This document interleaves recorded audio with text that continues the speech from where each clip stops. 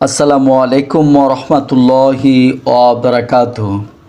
আলহামদুলিল্লাহি রাব্বিল আলামিন।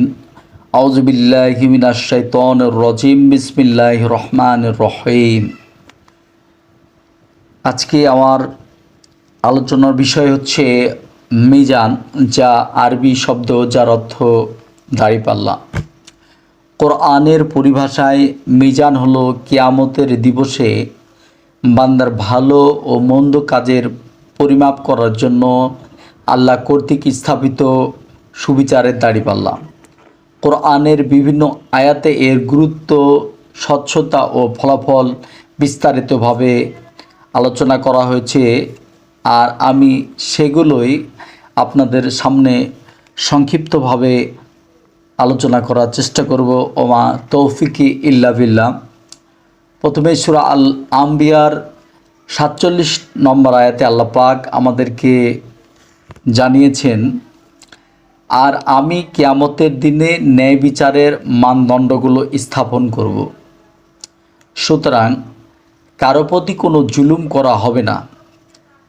আর কাজ যদি সরিষার দানা পরিমাণ হয়, তবুও আমি তা উপস্থিত করব এবং হিসাব গ্রহণের জন্য আমি যথেষ্ট।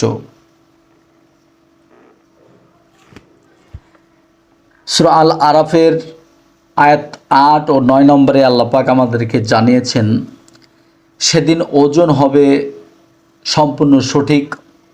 সুতরাং যাদের নেকির পাল্লা ভারী হবে তারাই সফলকাম হবে, আর যাদের পাল্লা হালকা হবে তারাই নিজেদের ক্ষতির কারণ।